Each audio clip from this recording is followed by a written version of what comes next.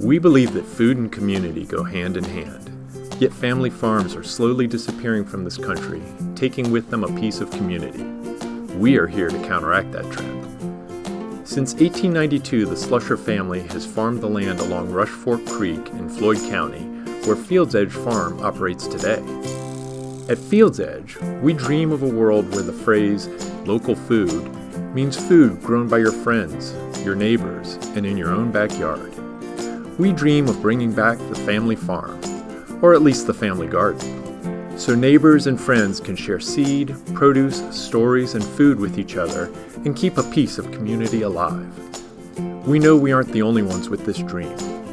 Join us for the Fields Edge workshops and have a working farm as your classroom to learn to successfully grow your own produce and develop the skills to take your garden as far as you can dream.